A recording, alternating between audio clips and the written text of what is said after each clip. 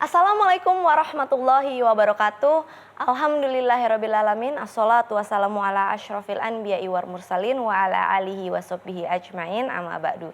Senang sekali saya Caca Frederika dapat menjumpai Anda semua dalam Tafsir Al-Misbah bersama dengan Pak Quraisy Shihab. Assalamualaikum Pak. Apa kabar? Alhamdulillah. Semakin banyak puasa semakin banyak senyum sepertinya nih Pak. Mudah-mudahan insya Allah. Nah insya Allah hari ini kita juga akan melanjutkan pembelajaran kita tentang surat Az-Zuhruf dimulai dari ayat 68. Dan sedikit saya mau kasih hint sedikit bahwa sebelumnya di episode sebelumnya kita sudah membahas bahwa sesungguhnya Allah itu tidak pernah menzalimi makhluknya. Tapi sesungguhnya kita sendiri yang menzolimi diri kita sendiri. Kenapa? Karena kita pernah melakukan dosa, pernah melakukan hilaf. Tapi alhamdulillahirrabbilalamin ada kabar gembira nih bagi orang-orang yang beriman, yang mau bertobat, mau mengakui dosanya dan memperbaiki segala kesalahan-kesalahannya. Nah kita lanjut yuk Pak Quraisy, kita mulai dari ayat 68 ya. Mari. Baik. Bismillahirrahmanirrahim. A'udzubillahi minasyaitonirrajim. Ayat kita, alladzina amanu bi ayatina wa kanu muslimin. Ayat ini berhubungan dengan ayat-ayat sebelumnya. Secara langsung ayat sebelumnya itu berbicara bahwa orang-orang yang saling bersahabat, berkasih sayang di hari kemudian nanti, sebagian mereka terhadap sebahagian yang lain itu bisa menjadi musuh kecuali orang-orang yang jalinan persahabatannya itu didasarkan ketakwaan. Jadi kita kalau berteman di dunia belum tentu di akhirat nanti berteman? Iya, kecuali illal muttaqi, kecuali yang bertakwa. Di sini aja, di dunia aja tidak selalu begitu. Ya kan, itu kan di dalam bidang politik kan orang berkata apa? Teman jadi lawan, lawan jadi teman. Ini orang-orang yang demikian akrab di dunia ini dan sebagainya itu di hari kemudian bisa saling bermusuhan kecuali yang bertakwa. Nah, kemudian di sini Allah ayat kita ini menyatakan ya ibadi la khaufun alaikumul yauma wala antum tahzanun. Wahai hamba-hambaku. Ini ditujukan kepada orang-orang yang bertakwa. Bukan seluruh manusia. Bukan. Nah, itu ada rumus di dalam Al-Quran. Kata ibad itu bentuk jamak dari kata abd. Abd itu artinya hamba sahaya. Wahai hamba-hambaku. Tetapi kalau Allah ingin mengisyaratkan bahwa hamba-hamba itu berdosa, dia nyatakan bentuk jamaknya abid. Tetapi kalau mereka itu orang-orang yang taat atau yang menyesali perbuatannya, maka dia dipanggil ibad. Itu rumus. Ya ibadi, wahai hamba-hambaku, tidak ada rasa takut yang menimpa kamu hari ini, tidak juga kamu akan bersedih. Takut itu adalah keresahan hati menyangkut sesuatu yang akan datang. Itu takut namanya. Padahal belum terjadi, tapi udah takut duluan. Kita kan biasa kayak gitu. Itu takut begitu. Kalau sedih itu keresahan hati menyangkut sesuatu masa lalu. Sedih, kenapa dia wafat? Sedih, kenapa? Jadi itu masa lalu. Sedih itu berkaitan dengan masa lalu. Takut itu berkaitan dengan masa depan. Keduanya dihimpun oleh keresahan hati. Nah di sini Allah menyatakan terhadap mereka, wahai hamba-hambaku, tidak ada rasa takut, tidak ada keresahan yang akan menimpa kamu di masa datang. Tidak juga kamu akan menyesal, akan sedih akibat apa yang terjadi pada masa lalu. Tenang aja. Tenang. Oke, ya toh. Alladzina amanu bi ayatina wa kanu muslimin. Yakni orang-orang yang percaya terhadap ayat-ayat kami. Mari kita lihat. Ayat-ayat Allah itu ada dua macam. Ada ayat-ayat yang terhampar, ada ayat-ayat yang terbaca. Yang terbaca ini Al-Quran, ayat-ayat Allah. Yang terhampar itu alam raya ini. Anda harus percaya bahwa alam raya ini adalah ayat-ayat Allah, tanda-tanda kebesaran Allah, tanda-tanda wujud dan keesaannya. Itu tanda. Makanya orang pernah bilang kalau alam itu berbicara. Alam berbicara, alam berbicara. Gitu. Sebenarnya itu Allah yang menggerakkan alam untuk berbicara pada kita. Iya, dari satu contoh yang supaya kita itu lampu lalu lintas bicara atau tidak? Nggak bicara tapi kita ngerti Nah, maksudnya. ya itulah pembicaraannya. Iya. Ya tahu, lampu merah dia bicara stop. Ya, itu jadi pembicaraan itu tidak harus dalam bentuk kata-kata. Saya lihat wajahnya berbicara begini, ya kan? Ayat-ayat ini, jadi itu adalah tanda-tanda mereka itu percaya pada ayat-ayat kami, baik yang terhampar maupun yang tertulis, wakanu, dan dari dulu. Kita lihat wakanu. Dari dulu. Kanu itu kata yang menunjukkan masa lampau. Waktu hidup di dunia, mereka itu muslimin, orang-orang Islam. Siapa yang dinamai muslimin? Orang-orang yang mengakui keesaan Tuhan. Bagus. Masya Allah. Oke, kita lihat. Muslimin itu terambil dari kata yang berarti berserah diri. Nah, kita ini bagaikan mempunyai hutang pada Tuhan. Terlalu banyak anugerahnya. Kita tidak bisa balas hutang. Maka apa yang kita lakukan? Ya Allah, saya datang kepadamu berserah diri. Inilah yang mampu saya bayarkan. Sisanya saya berserah diri kepadamu. Kamu mau apakan saya terima. Itu muslim. Masya Allah. Dan untuk kita berserah diri sejauh apa nih? Seperti apa nih? Apa yang bisa kita lakukan supaya kita insya Allah bisa termasuk golongan orang-orang yang berserah diri? Tahan dulu Pak Quraisy karena kita harus rehat dulu sejenak. Jadi insya Allah nanti akan kita segera lanjutkan. Jadi jangan kemana-mana, tetap di Tafsir Al-Misbah. Kembali lagi di Tafsir Al-Misbah, kita sudah masuk ke ayat 69 dan tadi menarik nih. Apakah kita semua sudah tergolong orang-orang yang termasuk menyerah kepada Allah Subhanahu wa taala? Bagaimana tuh? Bagaimana Pak Quraisy? Iya, jadi kita sekarang begini. Allah Subhanahu wa taala menganugerahkan kepada kita sekian banyak hal. Dalam saat yang sama, Allah menugaskan kita dengan penugasan-penugasan tertentu. Gitu. Kamu jadi khalifah di bumi, kamu salat, kamu puasa, kamu baik dan sebagainya. Sekian banyak perintah-perintahnya. Kita yang pertama, muslim, kita berserah diri. Ya Allah, saya patuh kepadamu. Tetapi kepatuhan saya ini tidak sempurna. Maka apa yang terjadi? Saya datang kepadanya menyatakan, inilah saya dengan segala kemampuan saya. Saya belum dapat menunaikan semua apa yang kamu perintahkan. Tapi saya serahkan diri kepadamu. Engkau apakan saya akan terima. Itu namanya orang berserah diri. Menyerah. Jadi artinya walaupun kita sudah melakukan kewajiban-kewajiban, puasa, sholat 5 waktu, ditambah dengan segala sunah-sunahnya, kita pun juga masih belum bisa berhak bahwa mengklaim saya udah cukup baik kok, saya udah... Tidak. Anugerah Tuhan terlalu banyak untuk dapat kita balas. Padahal dalam hidup ini, antar manusia, bahkan ini, sebanyak yang Anda terima, mestinya sebanyak itu pula Anda beri. Nggak mampu. Kita tidak mampu untuk itu. Maka Allah berfirman, bertakwalah kepadaku sesuai kemampuan kamu. Lalu kita datang pada Allah, ya Allah saya berserah diri kepadamu. Aslamtu wajhiya lillah. Saya serahkan wajahku. Wajah itu gambaran dari totalitas kita. Jadi nggak cuma ini.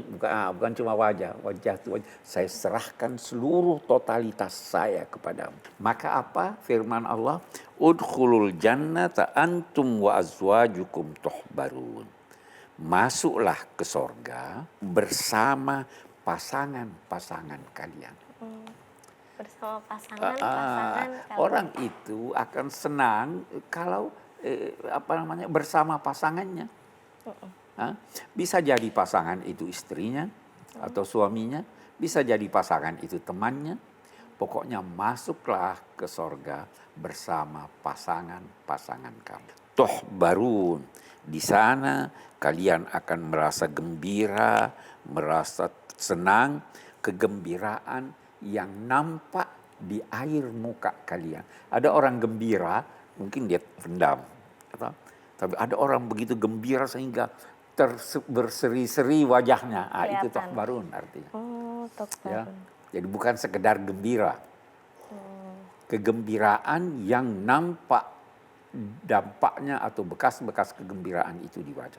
Yutafu alaihim bisihafin min zahabin wa akwabin. Dihidangkan, dikelilingkan kepada mereka itu piring-piring yang terbuat dari emas. Kalau di dunia kita tidak boleh pakai piring emas. Minum pakai gelas emas juga nggak boleh kan? Iya, itu. Kalau di sana boleh. Wa akwabin, dan gelas-gelas, kub itu gelas yang tidak pakai pegangan. Wa fiha ma tashtahihil anfus, dan di dalam piring-piring itu, di dalam gelas-gelas itu ada yang menyenangkan dan yang disenangi oleh hati. Terserah Anda mau minum apa, ada di situ. Terserah Anda mau makan apa, ini ada piringnya, ada makanannya. Free Semua flow. yang Anda berselera untuk mendapatkannya ada di sana. Fiha ma tashtahi anfus wa taladzul a'yun. Dan ada makanan enak tapi tidak enak dipandang. Ada.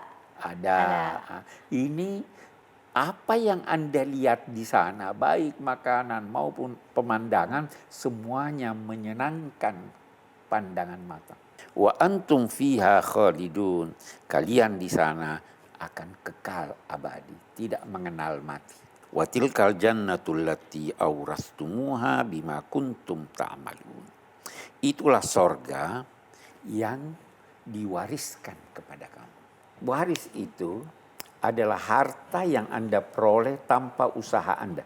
Tidak ada seorang pun yang masuk sorga karena amalnya. Orang masuk sorga itu karena anugerah Allah. Atas izin Allah. Atas izin dan restu Allah. Tilkal jannatul lati aurastumuha, baru dikatakan bima kuntum ta'malun. Kalau di sini seakan-akan kontradiksi. Itu sorga yang dianugerahkan kepada kamu disebabkan karena kamu dulu melakukan kegiatan-kegiatan soleh. Apa maknanya ini? Ulama beda pendapat. Dia bilang begini, masuk sorga anugerah Tuhan. Tapi tempatnya di sorga ditentukan oleh amal. Makanya surga berlapis-lapis. Makanya surga berlapis-lapis. Ya tahu? Nah, masih ada pendapat lain tapi kita cukupkan sampai di sana. Baru dia katakan lakum fiha fakihatun katsira minha ta'kulun.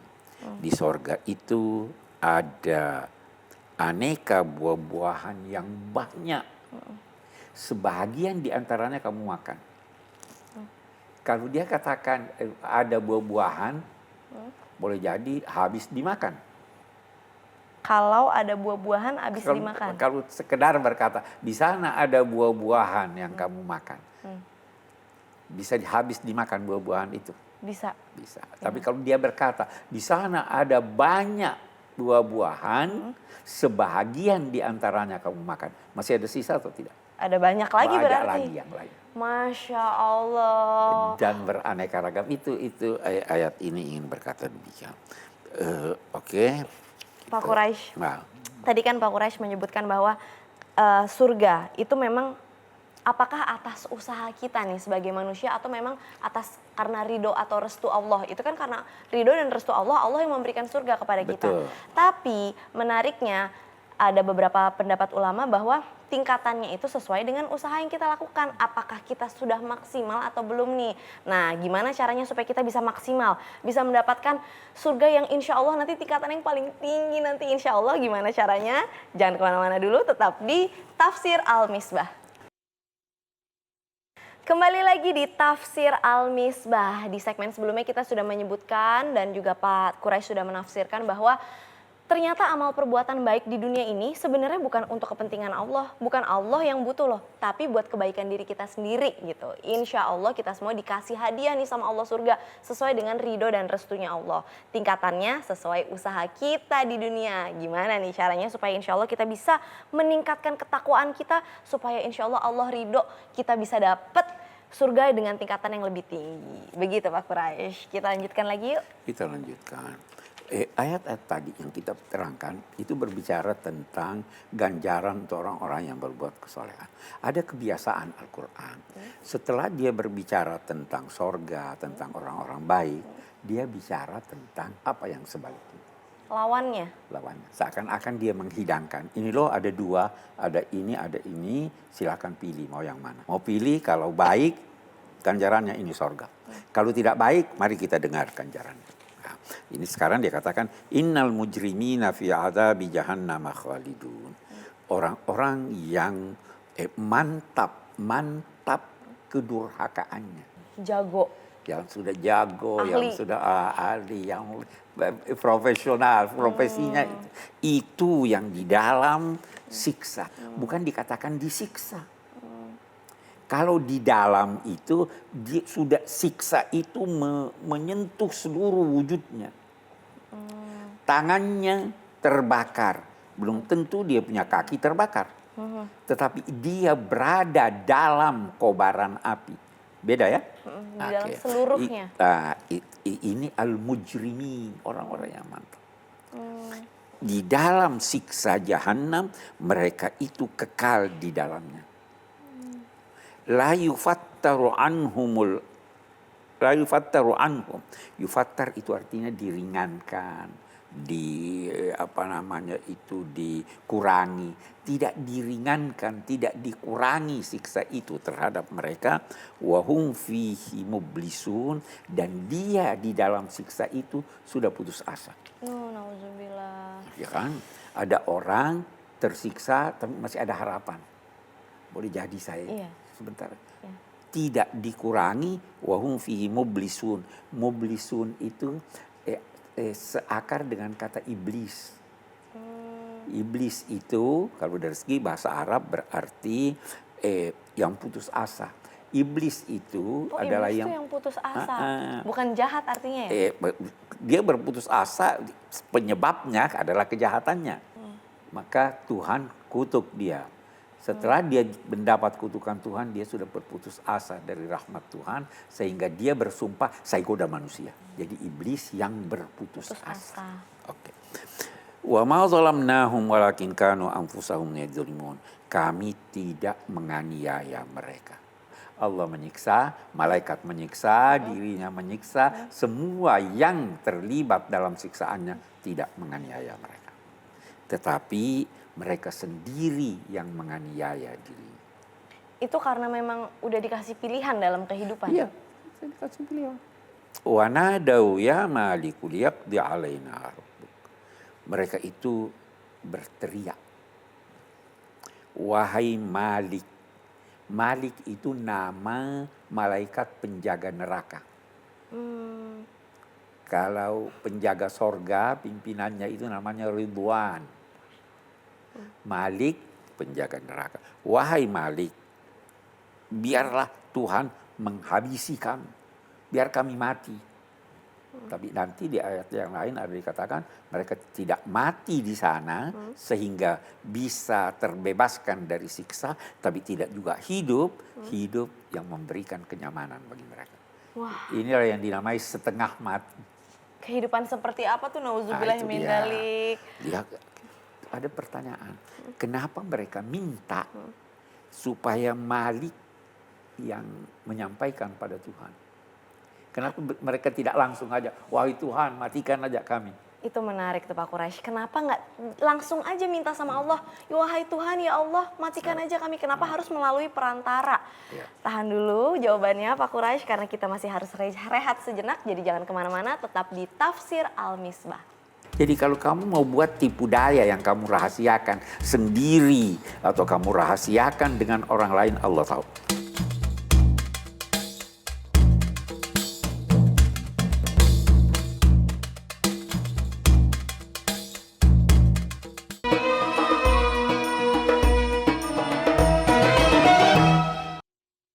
Kembali lagi di Tafsir Al-Misbah, masih dalam pembahasan kita nih tentang surat Az-Zukhruf, dan sekarang kita sudah masuk ke ayat 77. Di segmen sebelumnya ada yang menarik nih, ketika ada orang-orang yang disiksa dan sampai sudah berputus asa, minta tolong, bahkan menyampaikannya ini melalui perantara, melalui malaikat Malik. Kenapa nggak langsung minta aja sama Allah, ya Allah matikan aku aja deh, aku udah gak kuat banget nih, udah sakit banget ini.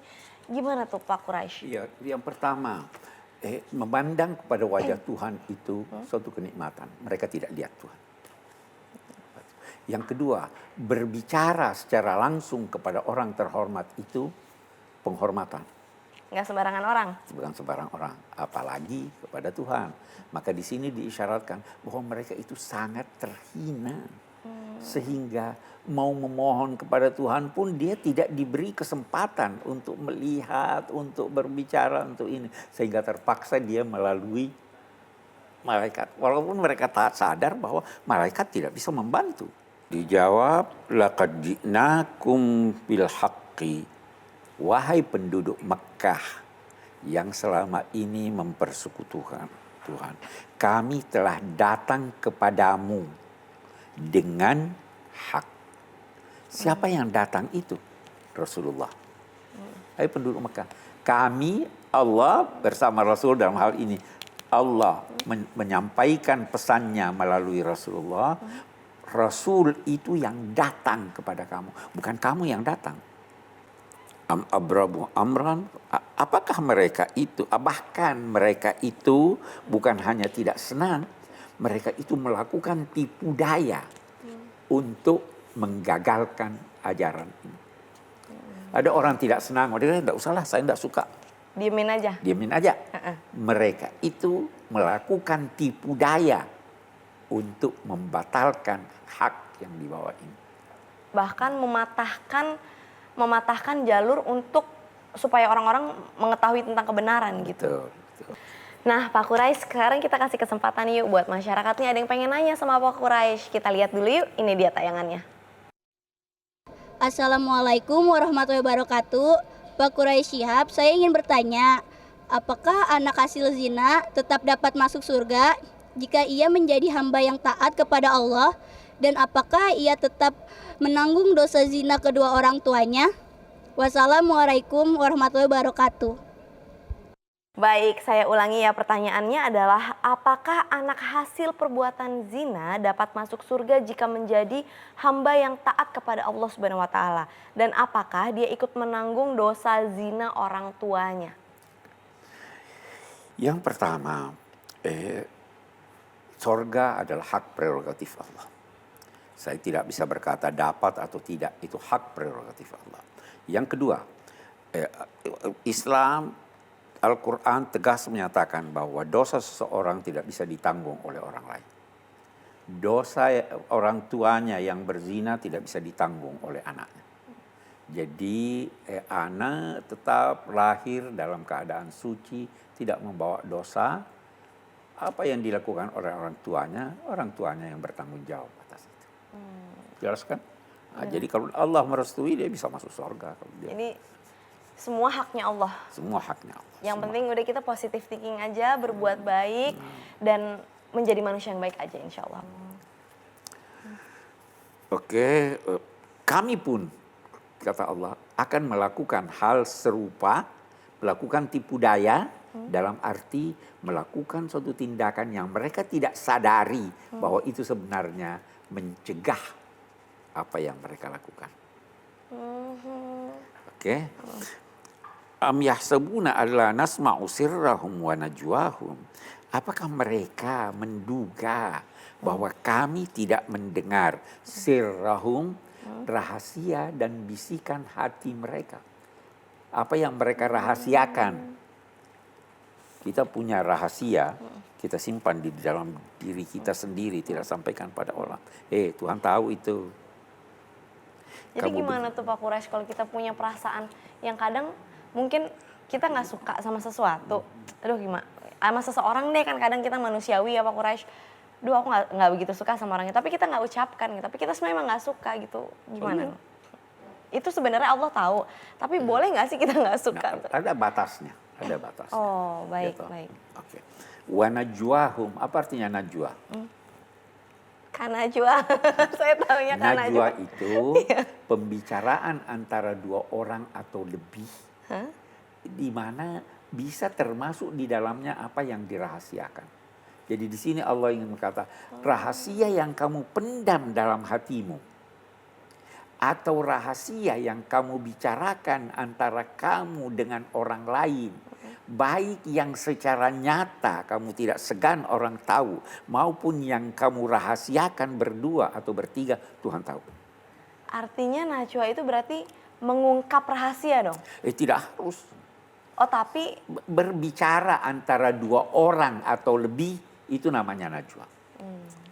Berbicara antara dua orang atau lebih itu, bisa pembicaraan itu tidak dirahasiakan, bisa juga pembicaraan itu yang dirahasiakan. Betapapun Allah bersama seseorang saat diam dan bicaranya, Allah mengetahui apa yang nyata dari seseorang, apa yang dirahasiakannya, dan apa yang lebih dirahasiakannya. Dan mengetahui pembicaraan antara seorang dengan yang lain. Baik itu kamu rahasiakan atau tidak. Jadi kalau kamu mau buat tipu daya yang kamu rahasiakan sendiri atau kamu rahasiakan dengan orang lain, Allah tahu. Wa rusuluna ladaihim yaktubun. Terus apa? Rasul-rasul kami di sisi mereka menulisnya. Apa yang dimaksud dengan rasul-rasul? Malaikat-malaikat yang ada di kiri dan di kanan, yang ditugaskan Allah untuk menulis apa yang dilakukan, yang dibicarakan orang, itu selalu hadir bagi manusia. Jadi jangan kira Tuhan tidak tidur, Tuhan Maha mengetahui. Qul in kana lirrahmani waladun fa ana awwalul abidin. Ayat-ayat yang lalu berbicara bahwa Tuhan punya anak, ya? Ya betul. Ya. Itu. Sampaikanlah wahai Nabi Muhammad, seandainya Tuhan yang Maha Pengasih itu punya anak, maka saya orang pertama yang akan menyembah. Dia tidak punya. Itu berarti seperti ditantang ya? Seperti ditantang. Ini suatu perandaian yang tidak masuk di akal. Atau bisa ada tafsir lain. Seandainya kamu berkeyakinan bahwa Tuhan punya anak, maka saya tidak akan menyembah Tuhan yang punya anak itu. Saya akan menjadi orang pertama yang menyembah Tuhan yang Maha Esa. Beda ya? Pentingnya ketauhidan. Iya. Bahwa memang Allah itu satu, Maha Suci, Maha Besar, Maha Agung. Tidak beranak dan tidak diperanakan, dan jangan pernah mengada-ngada. Ini menarik sekali dan insya Allah kita masih akan mengulik dan mengupas lebih dalam lagi.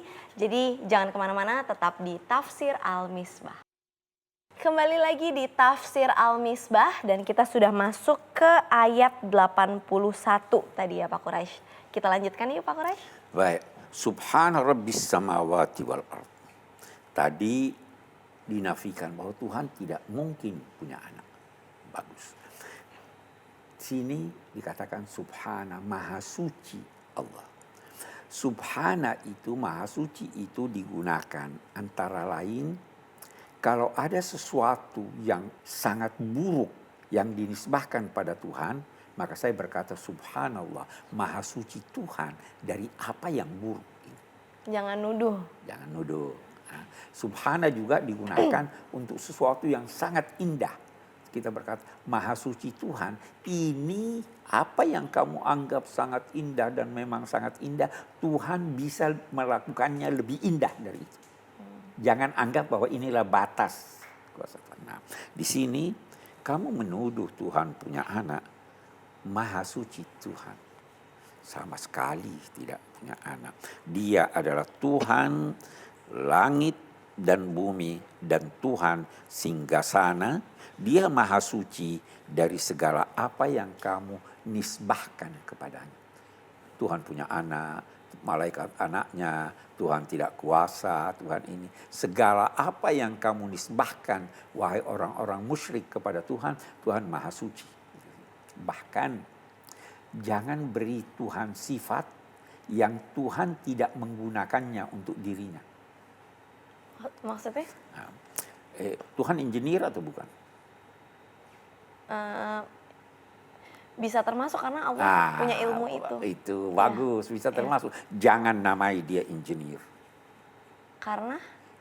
Dia tidak namakan dirinya engineer. Oh, walaupun memang Walaupun dia mampu. punya kuasa untuk mengatur, mencipta, dan lain sebagainya. ilmu kedokteran nih, Allah Iya. tahu.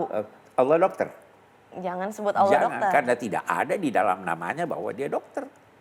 Allah memperkenalkan diri sesuai dengan apa yang Allah mau dikenal. Apa yang kayak itu.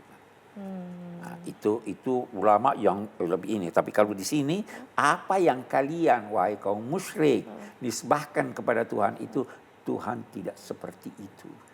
Maha suci dia dari itu. Fadharhum yakhudu wa yal'abu.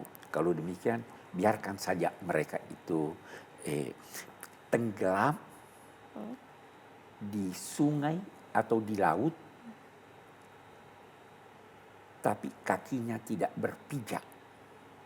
Bagaimana itu? Orang masuk ke laut, kakinya tidak berpijak. Tenggelam atau tidak? Kakinya tidak berpijak ke dasar laut, terombang-ambing ya. Terombang-ambing, baguslah terombang-ambing. Tidak bisa berenang. Ke bawah arus, kemana-mana. Biarkan mereka ke bawah arus. Zarhum yakhudu, itu khaud itu artinya berada di dalam air, terombang-ambing, tidak bisa berpijak kakinya di tanah atau di lantai, sehingga mereka itu seperti ini sekarang. Masya Allah. Itu berarti seperti kalau zaman sekarang ini kan banyak gosip nih Pak Quraisy, terus tidak di cross check dan apa. Orang yang nggak punya prinsip dengar gosip percaya-percaya aja, seperti itu terombang-ambingnya ya. Terombang-ambing. Wayal abu, bermain tanpa tujuan. Li'ib itu bermain, itu dalam bahasa Arab melakukan kegiatan yang tanpa tujuan. Wayal abu hatta yulaku yaumahumul ladzi yu'adun, sampai mereka itu menemui hari yang mereka dijanjikan pertemuannya dengan mereka. Apa itu? Ya surga, ya neraka. Itulah hari yang dijanjikan. Saya kira itu ayat kita ya. Kita ambil kesimpulan. Yang pertama, orang-orang yang bersahabat di dunia ini, betapapun kentalnya persahabatan itu akan menjadi musuh kalau persahabatannya tidak disertai dengan ketakwaan. Yang kedua, hamba-hamba Allah yang taat itu adalah mendapatkan rasa aman, tidak takut menghadapi masa depan, tidak juga bersedih menghadapi apa yang telah lalu.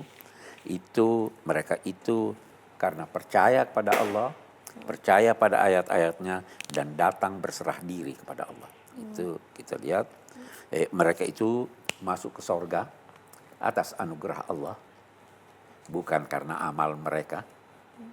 Jadi sorga adalah hak prerogatif Allah. Di sana mereka mendapatkan segala macam kenikmatan yang mereka senangi. Nah, sebaliknya orang-orang yang berdosa, yang bergelimang dosa yang mantap kedurhakaannya, itu akan tersiksa di neraka dan akan mohon agar dimatikan saja supaya tidak mendapat siksa itu, tetapi itu tidak akan mungkin tercapai. Saya kira itu sebagian dari Masya kesimpulan Allah. kita. Dan itu adalah rangkuman yang sudah disampaikan oleh Pak Quraisy pada pembelajaran kita pada hari ini. Terima kasih banyak Pak Quraisy, insya Allah berkah buat kita semua dan juga bisa menambah kekayaan ilmu agama kita. Dan insya Allah dengan belajar hari ini kita bisa termasuk dalam golongan orang-orang yang menyerah dan berserah diri kepada Allah Subhanahu wa taala. Sekarang saatnya saya Caca Frederika mohon pamit undur diri dulu. Mohon maaf apabila ada salah-salah kata. Wassalamualaikum warahmatullahi wabarakatuh.